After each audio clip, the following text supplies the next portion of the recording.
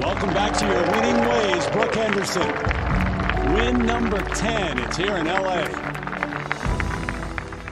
And Brooke Henderson has won for the 10th time on the LPGA Tour, a record for Canadians. How about that on a Saturday night in prime time? The star was bright in Hollywood, and it was a Canadian. Brooke Henderson comes from 4 shots back after 54 holes to win the LA Open by 1 shot over Jessica Korda, a winner already this year, and Jin Young Ko was a shot further back. Of course, Jin Young, the number 1 player in the world, alongside Jessica Korda, played with Brooke Henderson in the final group on Saturday, and Brooke, in a word, outclassed them all. Here on Next Rounds on Me, presented by SCOREGolf, we're so excited that Brooke Henderson was able to join us for an exclusive conversation. Yes, not an hour after the final putt dropped. I got to speak with Brooke a little bit more about what the win means, what getting to 10 LPGA Tour victories means, and as well, we give a little shout out to her hometown of Smiths Falls. Her family runs a restaurant called the Roosterant back home, which is serving up its last meals this weekend, unfortunately, but Brooke gave them a very special shout out, along with all the fans back in Ontario who, of course, can't play golf right now, but certainly were following along with her on Saturday in California. So please enjoy my exclusive conversation with Brooke Henderson, the 10-time LPGA Tour winner, as she speaks with me live from California right after her victory. Brooke Henderson, 10 LPGA Tour victories, the latest here, obviously, in Los Angeles. 10 victories on the LPGA Tour. How does that feel? It feels amazing. Pretty crazy, actually. To get the 9th win 2 years ago was really huge in Canada, breaking records. And, it was just a really meaningful win for me. And then I've been trying to chase number 10 since then, and it has felt like a long time. So to get it is really exciting. And it just makes me really excited to try to get 11. What was the key for you in this win? Because some of your other wins, you've gone out to such incredibly fast starts. This one was okay all the way through to Sunday, but today's round was obviously the big tipping point for you. What was the key all week for you? Yeah, that's a really good point. It's, coming into this week, this golf course has never really suited my game as much as I would like. So it kind of taught me to really be patient. I had to hit a lot of 3 woods and 7 woods off tees, which I'm not really used to doing. I think that was really key for me, just to be patient every single day, every single shot. And, the first day was solid, but it wasn't anything special. And normally my wins are when I'm out front early. And so I was just trying to, slowly, make a lot of birdies to climb that leaderboard. Yesterday, to get some birdies late and climb up that leaderboard was really exciting. And then, today to be able to come from 4 back was really special. How special was it to play alongside Jin Young Ko? Obviously a good friend of yours. You've said that a couple of times, and you guys got to celebrate together when she won the CP Women's Open, and then now today she doused you in some water there. Was that a meaningful experience for you? Yeah, absolutely. Obviously playing at CP Women's Open, I wanted to win that week, but if I couldn't, I was happy she did. And, to have her support and for her to be happy for me on 18 today when we were competing, it really means a lot. And yeah, she's a great friend and a great player, world number 1. And so it's really awesome that she was so happy for me. Now, you haven't seen, I guess your dad hasn't been at a tournament in quite a long time, your parents, of course. What do you think they're feeling right now back at home, seeing you win? Yeah, I think they're super excited. Actually, Zach got them on FaceTime and my grandma too. So I was able to talk to them right after, which was awesome. And they're just really happy. And, although they haven't been out on tour, they've been extremely supportive and doing everything that they can from back in Canada.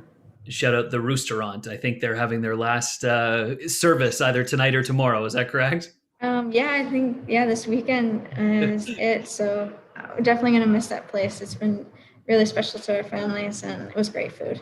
And I'll leave you with this last one. Obviously, back in Ontario, golf is not allowed as it stands right now, but you have so many fans, of course, being from Ontario. What's the message you want to give to your fans back in Smiths Falls and in Ontario and across Canada? Yeah, well, thank you so much for all your support. It really means so much to me knowing that although they're not out watching events here in person, that they're following along online and, watching on TV. And, I feel that support, every single round, and it's really amazing. And, hopefully the golf courses open up soon because I think it's a great game and I hope everybody can enjoy it. Well, congratulations, Brooke Henderson, on win number 10. And here's hoping we can talk again soon for win number 11. Thanks, Adam.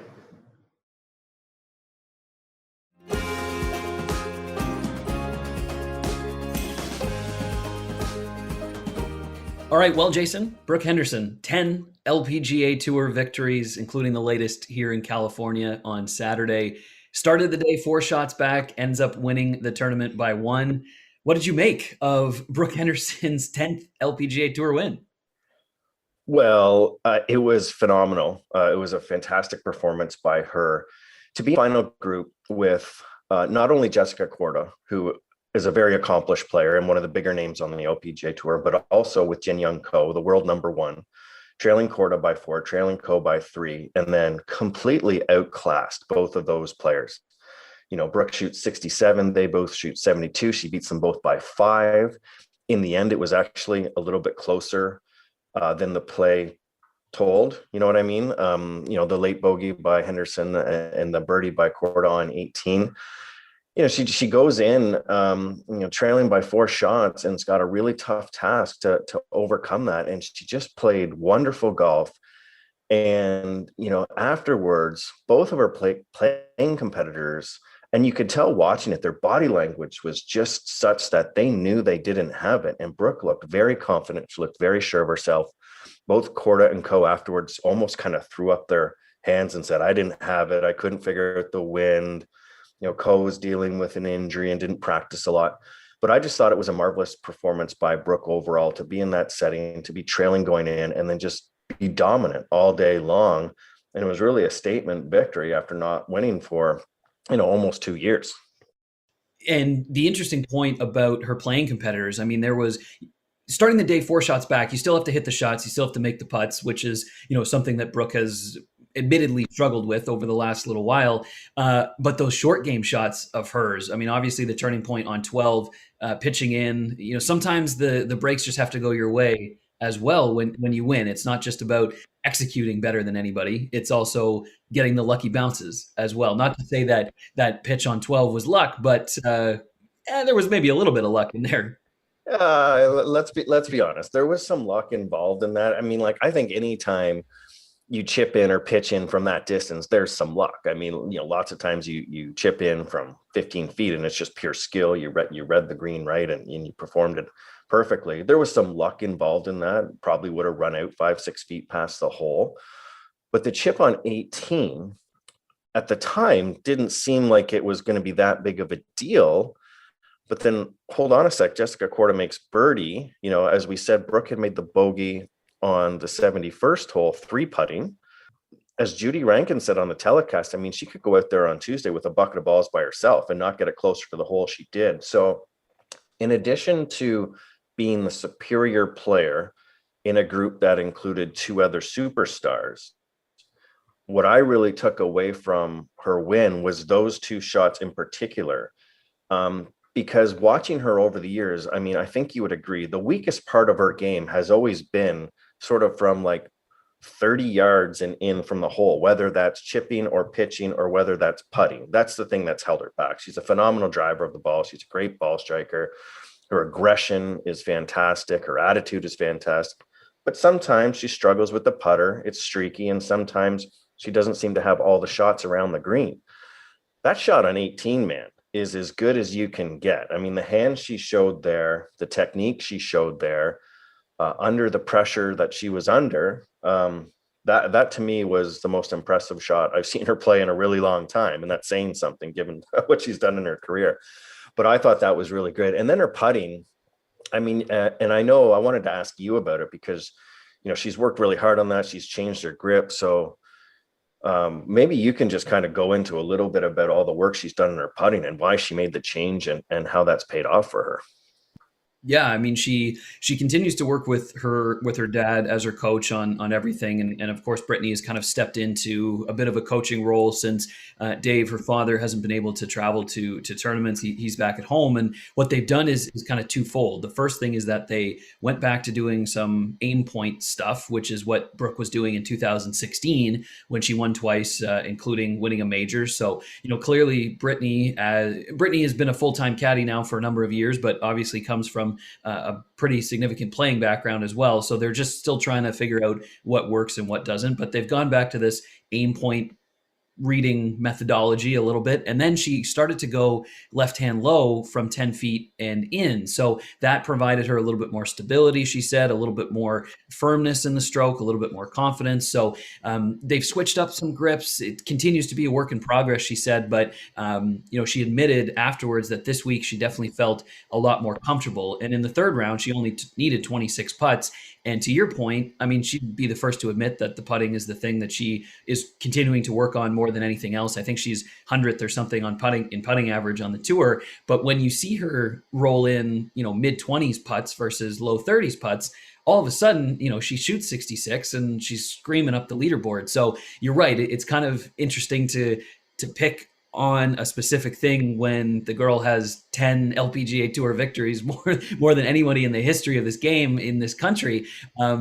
But you're right. It's kind of one of those things where you can't help but lift up your shoulders, lift up your eyeballs and say, wow, I'm starting to feel more comfortable with my putting. We've seen it with Corey Connors as well, and what even being an average putter did for him in his game of late. And I think with Brooke, if she's finding some kind of comfort in the effort that she's put in, watch out, LPGA Tour. And far be it from me, a 6 handicap golfer, to providing any counsel to those listening to this or to the likes of Brooke Henderson or Corey Connors. But as you know, from the one career game that you and I have played together, I myself am a left-hand low putter. I believe you might be too. I can't remember. I am a left-hand low putter. Especially, in all seriousness, especially on those putts that you feel like you can make, the 10, the 12 footers. And I talked with Corey about this, and he said the same. To me, you just don't lose the pace as much as you do in a conventional grip, which just for me personally, I tend to come up and out of that putt, where when you're putting left-hand low or right-hand low for a left-hander, I feel like it really keeps you down and through the ball. It keeps your shoulders a little bit more level too. And to Corey's point, he just feels the strike is a lot purer.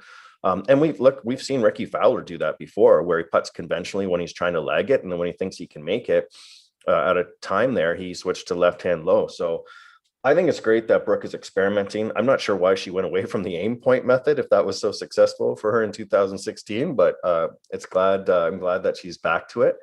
And, it'll be great to watch her for the rest of the season now that she's got the confidence of this victory. She's taking an extended break here, but certainly it'll be fun to watch as she progresses this year. And then hopefully she can get herself in the mix at a major again, because I think that's the one thing, although she has the major win and she has a couple of runners up, I think she should be contending more in major championships. Yeah. And maybe we can leave it at that as it relates to what we're looking ahead to. The major championship season is already underway. They've got one, the ANA Inspiration, but the LPGA Tour, of course, has the extra major. Unlike the men's side, they've got 5 that they compete in versus 4. But you're right. It seems like at the end of someone's career, the major championships is what everyone's measured on. Of course, Brooke has the CP Women's Open victory as well, which to her counts as a major championship. And I'm sure for so many Canadians, the fact that she has won the Canadian Women's Open, the version of that is absolutely spectacular too. So let's look ahead to the major championship season. Of course, for some reason, the KPMG Women's PGA, no matter where it's played, she always seems to be in the mix, at least a little bit for that event. The Women's British, the Evian, maybe still trying to find her footing there, but the US Women's Open, I think, is an event that she should contend in too.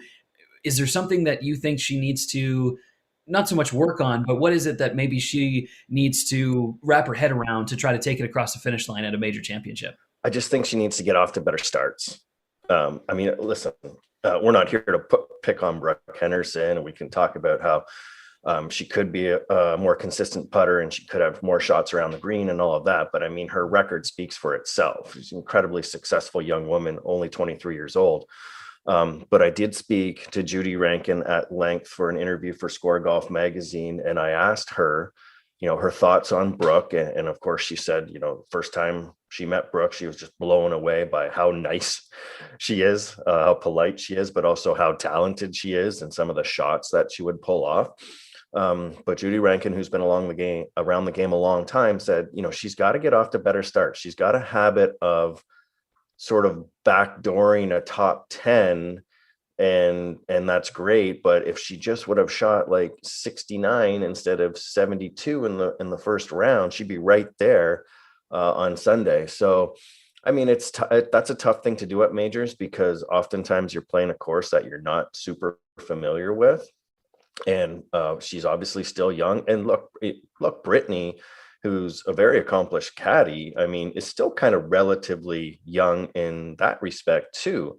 So, I think as far as the majors goes, it's just getting off to a better start. And I think as soon as she does that, then she's not going away.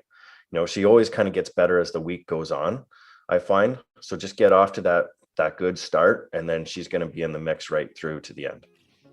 And sometimes, as she proved this week, it's not always about how you start, it's how you finish. And Brooke Henderson, of course, coming back from 4 shots, back of the lead in the 4th round to win by 1, her 10th LPGA Tour title. Jason Logan, the editor of ScoreGolf magazine, has that Q&A with Judy Rankin up at scoregolf.com with some nice Brooke tidbits along with a bunch of other stuff. And here we go. We'll be covering Brooke the rest of the year, hopefully through some major championship victories or other wins on the tour. Jason Logan, thanks so much. Thanks, Adam.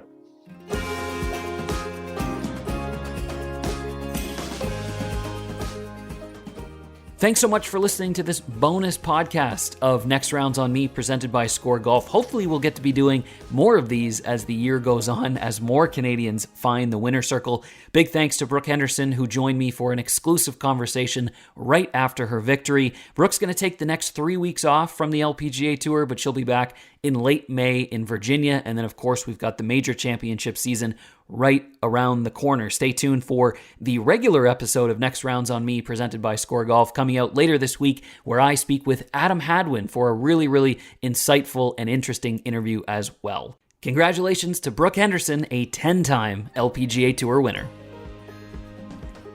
Next Rounds on Me presented by ScoreGolf is hosted by me, Adam Stanley. You can follow me on Twitter at Adam_Stanley, and please follow ScoreGolf on all social media platforms at ScoreGolf.